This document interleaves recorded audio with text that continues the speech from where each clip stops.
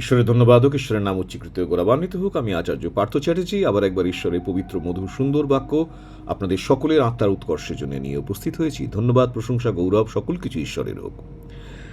আমাদের যে diverse culture আছে এই মুহূর্তে আমাদের পৃথিবীতে, অর্থাৎ বহু রকমের কালচারের মানুষ আমরা একসঙ্গে বসবাস করি।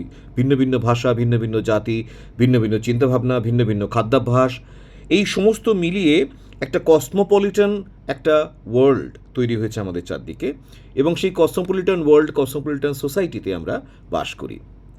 এবং এখানে অলওয়েজ দেখা যায়, প্রায়শই দেখা যায় যে আমরা একটা করে কালচারাল লেবেল নিজেদের গায়ে লাগিয়ে দিই। কালচারালি আমরা লেবেলড করে নিই নিজেদেরকে।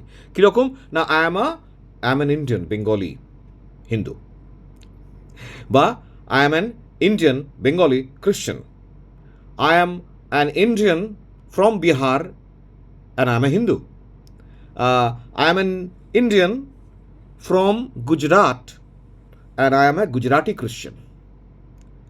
এমনকি খ্রিশ্চানদের মধ্যে আমরা লেবেল করে নিই, I am a Christian, I belong to the Roman Catholic church, I am a Christian CNI, আমি একজন খ্রিশ্চান, আমি মেথডিস্ট।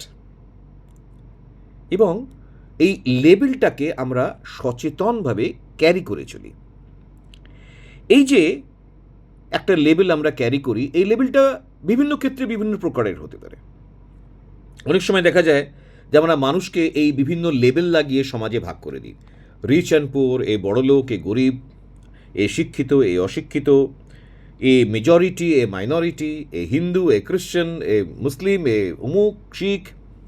তো এইভাবে জাতি, ধর্ম, বর্ণ, সামাজিক অবস্থান, আর্থিক অবস্থা, তার এডুকেশনাল কোয়ালিফিকেশনস, তার ক্ষমতা ইত্যাদি অনেক কিছুর ভিত্তিতে আমরা মানুষকে টুকরো টুকরো টুকরো টুকরো গোষ্ঠীতে ভাগ করে দিই, এবং সেই গোষ্ঠীগুলিকে একটা করে লেবেল লাগিয়ে দিই, এবং সেই লেবেল অনুসারে আমরা তাদের সঙ্গে বিচার বিবেচনা ব্যবহার করে চলি।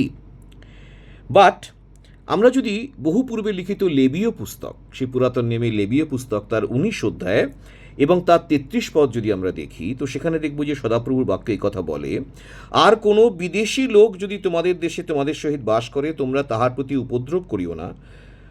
তোমাদের নিকট তোমাদের স্বদেশীয় লোক যেমন, তোমাদের সহপ্রবাসী বিদেশি লোকও তেমনি হইবে। তুমি তাহাকে আপনার মতো প্রেম করিও, কেননা মিশর দেশে তোমরাও বিদেশী ছিলে, আমি সদাপ্রভু তোমাদের ঈশ্বর। অর্থাৎ যদি তোমাদের মধ্যে অন্য কালচার, অন্য লেভেল, অন্য দেশ, অন্য জাত, অন্য ধর্ম, বর্ণ, অন্য রকম ফাইন্যান্সিয়াল কন্ডিশনওয়ালা কোনো মানুষ বাস করে, তাহলে তোমরা তার প্রতি উপদ্রব করো না বা তাকে লেবেলিং করে দিও না। কেননা ইসরায়েল জাতি তারাও তো একসময় মিশরে বিদেশি ছিল। আমরা যদি আজকে কর্মোপলক্ষে অন্য কোনো জায়গাতে যাই, তো সেখানেও তো আমরা বিদেশি।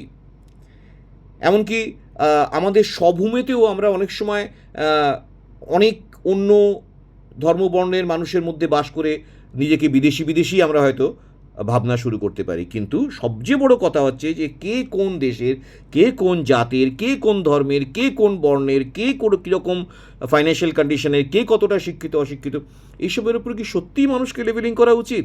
এইভাবে কি আমাদের সমাজটাকে ভেঙে ভেঙে টুকরো টুকরো করে বিবেচনা করা উচিত? তাহলে আমরা কি করে মানব যে বিশ্বাসী হয়ে যে সকলেই ঈশ্বরের সাদৃশ্যে এবং প্রতিমূর্তিতে নির্মিত?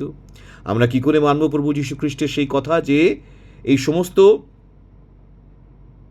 কিছুর থেকে অধিক বড় আজ্ঞা কি না, তুমি ঈশ্বর সদাপ্রভুকে সমস্ত মন প্রাণ অন্তঃকরণ দিয়ে ভালোবাসবে এবং তোমার প্রতিবেশীকে আপনার মতো প্রেম করিবে। এই লেবীয় পুস্তকের যে অংশটা পাঠ করলাম 19 অধ্যায়ের 33 পদ, তারই রিফ্লেকশন সুসমাচারেও রয়েছে, প্রভু যীশু খ্রিস্টের মুখেও রয়েছে। তাহলে যদি আমরা সেটাতে বিশ্বাস করি, তাহলে আমরা কোনো দিন কাউকে, যারা আমাদের আশপাশে থাকে, কাউকে আমরা লেবেলিং করব না, বা তার ব্যাকগ্রাউন্ড অনুসারে আমরা তাকে বিচার করব না। Everybody should be same to us. যদি আমরা মানুষকে এইভাবে মানুষের মতো, ঈশ্বরের সহপ্রজার মতো যদি আমরা ট্রিট করতে পারি, তো আমরা আশা করতে পারি যে মানুষও আমাদেরকে ভালোভাবে ট্রিট করবে, এবং মানুষ আমাদের জীবনে ঈশ্বরের রিফ্লেকশন দেখতে পাবে, প্রভু যীশু খ্রিস্টের ছায়া দেখতে পাবে, রিফ্লেকশন দেখতে পাবে, প্রতিফলন দেখতে পাবে, এবং বলবে যে হ্যাঁ, এরা সত্যিই বিশ্বাসী, এরা মানুষে মানুষে ভেদাভেদ করে না, জাত ধর্ম বর্ণ নির্বিচারে এরা মানুষকে ভালোবাসে। তাই সেটাই হোক আমাদের বিশ্বাসীদের লক্ষ্য, আমাদের উদ্দেশ্য, যেন আমরা জাত ধর্ম বর্ণ আর্থিক অবস্থা নির্বিচারে যেন আমরা মানুষকে ভালোবাসতে পারি, নিজের মতো ভালোবাসতে পারি। ঈশ্বরের ধন্যবাদ হোক, ঈশ্বরের নাম উচ্চীকৃত হোক, গৌরবান্বিত হোক। আমিন, আমিন, আমিন।